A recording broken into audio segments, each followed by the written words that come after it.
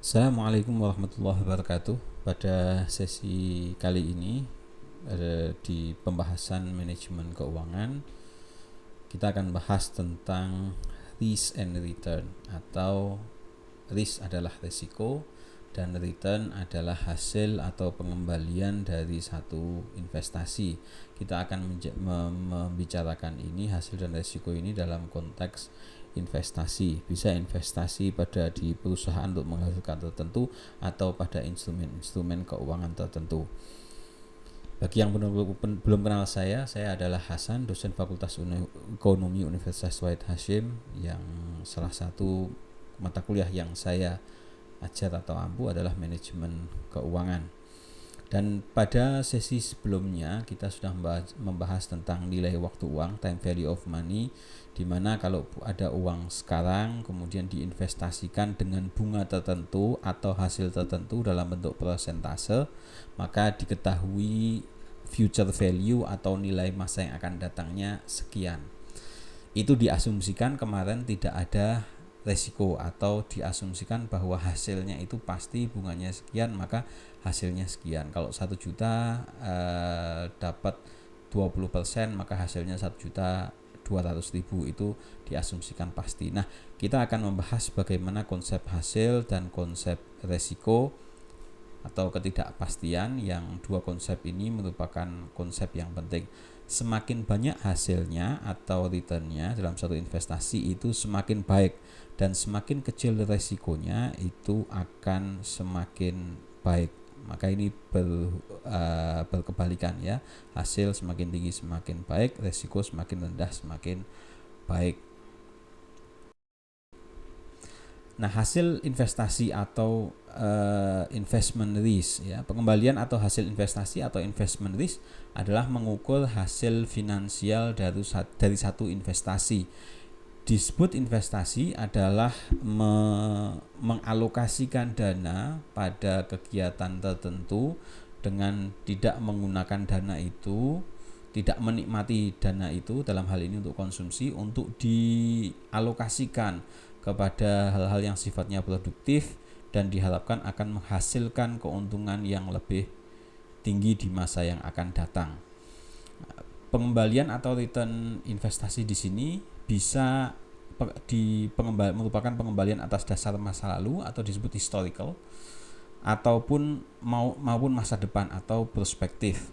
Historical ini masa lalu, contohnya sekarang 2020, kalau investasinya di 2010 kemudian menghasilkan 50% di 2015, maka itu historical. Tapi kalau investasinya sekarang kemudian hasilnya belum diketahui, maka dan baru masa yang akan datang, maka itu sifatnya prospektif. Dan yang akan kita bahas adalah yang sifatnya prospektif, karena manajemen keuangan adalah mengatur dan mengelola hari ini atau esok untuk masa yang depan yang lebih baik. Nah, hasil atau return investasi ini dalam bentuk mata uang, kalau kita di rupiah, atau kalau di buku-buku literatur asing umumnya dalam dolar. Nah, bisa bentuknya dalam bentuk mata uang tertentu, jumlah tertentu, atau dalam bentuk persentase. Nah, secara umum nanti biasanya yang digunakan adalah persentase. Kenapa? Karena nanti terbebas dari efek besarnya nilai uang gitu. Kita akan bahas ini contoh ilustrasi untuk pemahaman kita. Berapa pengembalian dari satu investasi sebesar 1 juta rupiah? A, setelah setahun, atau B, diharapkan pada tahun selanjutnya itu menghasilkan 1.100.000 rupiah. Mana yang historical, mana yang prospektif? Yang historical A atau B? Yang historical adalah A, karena setelah setahun itu sudah pasti didapatnya.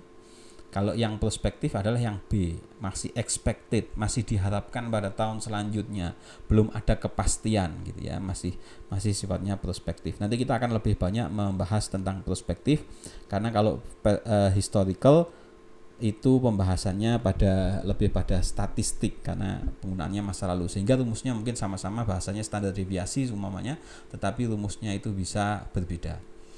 Berapa keuntungannya dalam rupiah? Keuntungannya adalah 1.100.000 pada periode selanjutnya atau T dikurangi dengan 1 juta atau T minus 1. Maka 1.100.000 dikurangi 100 adalah 100.000 rupiah. Sangat mudah ini ya. Berapa keuntungannya dalam persen? Keuntungannya dalam persen adalah 10%, yaitu keuntungan dalam rupiah 100.000 dibagi investasinya adalah 1 juta rupiah, sehingga 100.000 dibagi 1 juta adalah 10%. Persentase ini penting digunakan untuk membandingkan nanti dengan investasi-investasi tertentu. Karena investasi 1 juta dengan investasi 1 miliar sama-sama menghasilkan 10%, tapi berbeda nominalnya. Yang penting adalah persentasenya, meskipun ada rupiahnya atau nominal uangnya tetap penting. Kemudian resiko investasi. Nah, apa itu resiko? Intinya resiko itu sebenarnya adalah ketidakpastian. Maka ini nanti yang digunakan adalah teori-teori probabilitas. Umumnya pengembalian investasi itu tidak diketahui secara pasti. Ini untuk konteksnya yang investasi yang sifatnya prospektif, bukan historical, karena kalau historical itu nanti sejarah masa lalu gitu ya. Tapi itu penting untuk melihat masa yang akan datang. Kemudian resiko investasi itu mengacu pada kemungkinan penerimaan pengembalian investasi kurang dari yang diharapkan. Maka kata kuncinya adalah kemungkinan dari pengembalian investasi yang kurang dari yang diharapkan. Expected-nya berapa, tetapi nanti hasilnya, kenyataannya berapa. Selisihnya itu kalau lebih kecil ya antara yang hasilnya dengan yang expected itu lebih tinggi, hasilnya itu lebih kecil, maka itu resiko. Tapi kalau hasilnya lebih besar daripada yang diharapkan, nah itu rezeki nomplok. Nah, semakin besar peluang pengembalian, nah ini kita bicaranya adalah peluang atau kemungkinan, teorinya teori probabilitas. Semakin besar peluang pengembalian investasi di bawah yang diharapkan, maka semakin besar resikonya. Kalau mengacu pada tadi slide sebelumnya, investasinya 1 juta menghasilkan 100.000, maka expected-nya itu kalau yang prospektif adalah 100.000 hasilnya, 10% itu yang expected. Nah, realitanya berapa? Nah, itu belum tentu 100.000. Ketidakpastian itulah yang menjadi fokus pembahasan kita. Dan dalam bisnis termasuk manajemen keuangan, ketidakpastian itulah yang pasti dalam dunia bisnis itu sendiri. Ini contoh untuk ilustrasi. Nah, kita nanti akan membahas dengan 3 bahasa ekonomi, 3 bahasa yang juga sering digunakan di ekonomi dan keuangan, yaitu bahasa grafis, yang kedua tabel, dan yang ketiga matematis. Matematika yang dengan rumus-rumus, ini grafis ya, seperti ini, grafik, kurva. Kemudian tabel nanti kita akan bahas setelah ini ya, kedua-duanya. Ini kita mulai dari grafik dulu. Nah, sumbu Y itu memperlihatkan probability distribution atau distribusi probabilitas. Probabilitas itu sesuai dengan teori probabilitas bernilai 0 sampai 1. Atau kalau dalam persen 0 sampai 100%. Kalau orang yang sangat yakin akan mengatakan kemungkinannya 100%. Nah, ada 2 saham, yaitu saham A dan saham B. Sumbu X itu memperlihatkan tingkat keuntungan atau returnnya atau hasil investasinya. Untuk saham A itu yang merah di titik sebelah kiri itu adalah di titik 0. Yang sebelah kanan ini kurvanya kiri dan kanan sama, maka asumsinya di angka 30. Tengah-tengahnya kemungkinan yang tertinggi dia akan mendapatkan 15%. Sedangkan saham yang B adalah kemungkinan meskipun paling kecil dia akan mendapatkan minus 20, atau kalau dalam persen minus 20%, artinya rugi 20%. Tapi ada kemungkinan untuk mendapatkan sampai 50%. Tapi kedua-duanya ini saham A dan B sama-sama return yang expected yang paling mungkin yang diharapkan adalah pada 15%. Pertanyaannya, maka expected return-nya sama ini, saham A dan B, yaitu sama-sama 15%. Cuma pertanyaannya adalah mana yang lebih beresiko, A atau B, dan mengapa? Jawabannya adalah mana yang lebih beresiko? B. Nah, ini contoh untuk ada 5 alternatif investasi, yaitu T-bill, ALTA, repo, AMF, dan NP.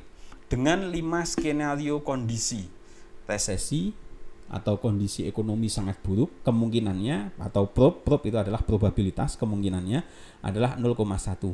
Di bawah rata-rata kemungkinannya adalah kemungkinan terjadinya 0,2.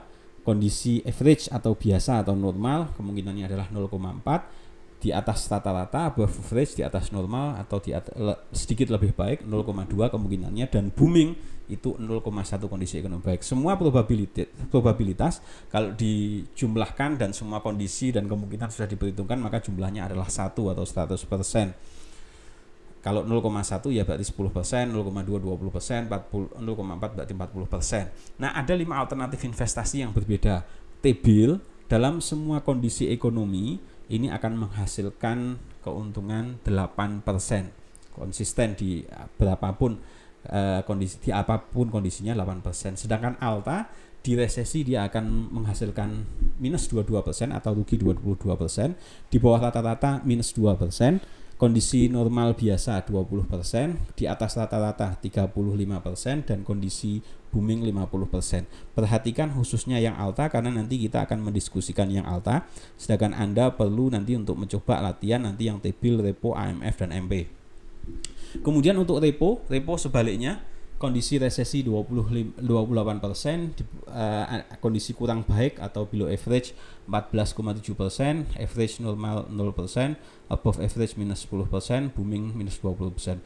Begitu pula AMF dan MP bisa dilihat pada tabel tersebut polanya. Dalam tiap kondisi situasi akan menghasilkan yang berbeda. Nah, kita akan mencoba untuk menghitung tingkat keuntungan yang diharapkan atau diperkirakan, yaitu dengan R, ada aksennya itu R-TOPI lah sebutannya begitu, sebut saja begitu, yaitu apa itu R-TOPI adalah expected rate of return, yaitu bisa diterjemahkan sebagai tingkat keuntungan yang diharapkan, di mana dirumuskan expected rate of return-nya adalah sigma dari probability kemungkinan terjadinya I dikalikan return pada saat I. Sehingga untuk ALTA tadi tingkat kemungkinan terjadinya resesi itu 0,1. Pada saat resesi dia menghasilkan minus 22, maka 0,1 probability-nya dikali probability I yaitu resesi dikalikan minus 22, yaitu tingkat keuntungan atau R pada saat resesi, ditambah 0,2 yaitu probability saat terjadi below average, dikalikan dengan minus 2%, yaitu return yang dihasilkan pada saat below average. Untuk average kondisi normal biasa kemungkinannya 0,4 dengan hasil ALTA di 20%, 0,4 kali 20 ditambah lagi dengan 0,2 di atas rata-rata above average 20, 0,2 ketingkat keuntungan pada saat above average 35%, ditambah 0,1 kemungkinan pada saat booming dan menghasilkan keuntungan pada saat booming 50%.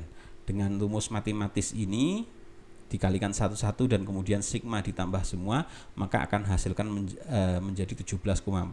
Jika terdapat selisih di belakang koma itu wajar karena ini merupakan pembulatan. Nah, tugasnya adalah Anda perlu hitung perkiraan keuntungan investasi yang lain.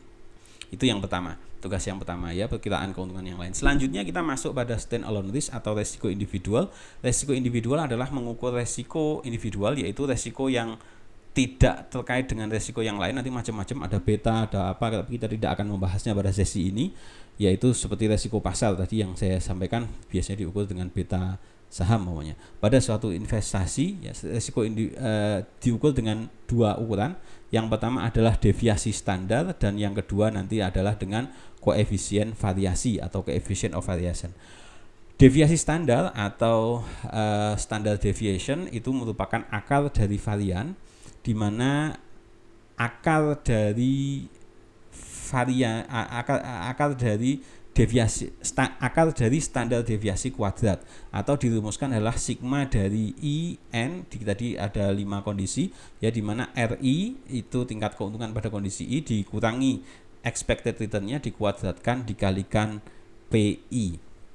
Nanti pada slide selanjutnya saya akan bahas dengan filosofinya apa sih sebenarnya standar deviasi ini, kenapa kok dikuadratkan kemudian diakarkan lagi gitu, buat apa itu, nanti kita akan lihat karena ini mengukur jarak sebetulnya. Yang kedua adalah koefisien variasi, yaitu membandingkan antara standar deviasi dengan expected return-nya. Maka ini membandingkan langsung resikonya berapa dibandingkan dengan return-nya yang berapa, untuk melihat perbandingan antara, karena standar deviasi itu resiko semakin tinggi maka semakin jelek, tingkat keuntungan yang tinggi itu atau return expected return yang tinggi itu semakin baik. Maka ini perlu diperbandingkan sehingga bisa mendapatkan gambaran yang adil untuk diperbandingkan antara resiko dan return ini. Nah, ini ilustrasi untuk mengukur resiko dari alta baik dengan standar deviasi yang pertama maupun dengan koefisien variasi. Yang pertama itu tadi adalah sigma dari RI dikurangi dengan R topi dikuadratkan dikalikan probabilitasnya. Maka pada saat kondisi resesi tingkat keuntungannya minus 22 dikurangi expected return-nya adalah 17,4. Tadi kita sudah menghitung 17,4 ini berapa. Kemudian dikuadratkan kalikan 0,1 ditambah pada saat kondisi below average adalah menghasilkan tingkat keuntungan minus 2 dikurangi expected return-nya 17,4% dipangkatkan 2 dikalikan kemungkinan terjadinya below average adalah di 0,2 ditambah pada saat kondisi average atau normal atau biasa menghasilkan keuntungan 20 dikurangi expected return-nya 17,4 dikuadratkan kalikan 0,4, terus 35 dikurangi 17,4 itu 35 adalah, dan 0,2 adalah kondisi pada saat above average, dan pada saat booming 50% dikurangi 17,4 dikuadratkan dikalikan 0,1 kemungkinannya, kemudian pangkat setengah atau diakar, hasilnya adalah 20%. Silahkan bisa dicoba cek satu-satu, dikurangi dulu, dikuadratkan, kalikan probabilitas, sehingga koefisien variasi dari alta membandingkan antara resiko yaitu standar deviasi dengan expected return-nya adalah 17,4, standar deviasinya adalah 20, maka kalau diperbandingkan adalah 1,1 atau ini relatif berimbang. Nah, tugas selanjutnya yaitu Anda perlu menghitung standar deviasi dan koefisien variasi investasi yang lain. Jadi tadi kalau yang pertama ukur itu, yang kedua ini. Nah, ini contoh kurva grafik untuk alta ya. Probability distribution-nya ini kan tadi ada 3 skenario kan, 0,1 untuk resesi dan untuk booming, 0,2 untuk above average di atas rata-rata dan below average di bawah rata-rata, dan 0,4 pada saat average atau kondisi normal atau biasa. Nah, sebagaimana tadi tabel sebelumnya itu bisa dilihat bahwa pada saat resesi itu menghasilkan minus 22, rugi 22% pada probabilitas kemungkinannya 0,1. Di bawah rata-rata adalah minus 2% returnnya, di tingkat kemungkinannya 0,2. Sedangkan di kondisi normal biasa yaitu dia akan menghasilkan 20% dengan kemungkinannya 0,4, above average di kemungkinannya 0,2 dan hasil returnnya 35, dan booming tingkat return kemungkinannya adalah 50 dengan probabilitasnya adalah 0,1, dan 17,4 itu yang garis tengah itu adalah expected return-nya. Maka bisa digambarkan seperti ini. Maka tugas selanjutnya adalah Anda perlu, tugas keempat ini ya, Anda perlu coba untuk latihan gambarkan grafik investasi yang lain. Sehingga yang pertama tadi adalah memilih, yang kedua adalah menghitung expected return-nya, yang ketiga adalah menghitung standar resikonya, yaitu diukur dengan standar deviasi dan koefisien variasi. Dan yang keempat adalah menggambarkan grafik investasi yang lain, yang ada ALTA, repo, AMF, dan MP. Nah, saya akan mencoba menjelaskan tadi standar deviasi, kenapa sih report-report kok itu dikuadratkan. Setelah dikuadratkan, kenapa harus akarkan lagi gitu? Bukankah itu menetralisir gitu kan? Tadi kan di bawah itu bisa Anda lihat, tadi kan minus 22 dikurangi 17,4%, dikuadratkan kalikan 0,1. Maka itu adalah untuk melihat 17,4 itu di garis itu, garis putus-putus itu, selisih antara hasil minus 22 dengan 17,4 itu kan adalah 37,4. Nah, itu supaya jadi 37,4, maka itu minus 22 dikurangi 17,4, maka hasilnya adalah 39,4. Tapi dikuadratkan dulu. Untuk apa ini? Untuk menetralisir minus atau plusnya, untuk menyeimbangkan antara minus sama plusnya. Jadi yang penting adalah jarak keduanya itu. Secara matematis ya, untuk mempermudah logika matematikanya, sehingga dikuadratkan itu nanti untuk menetralisir minus atau plusnya. Itu mengukur jarak, sehingga jaraknya itu kan kelihatan itu 17,4. Nggak peduli dia ke kiri atau ke kanan. Yang penting adalah selisih dari expected return-nya. Ya, itu begitu pula nanti, tapi ini harus dikalikan dengan probabilitasnya, sehingga bobot probabilitas yang tinggi juga akan menjadi pengkali yang tinggi, bobot yang rendah juga akan rendah, tetapi semua bobotnya itu kalau ditotalkan jumlahnya adalah 1.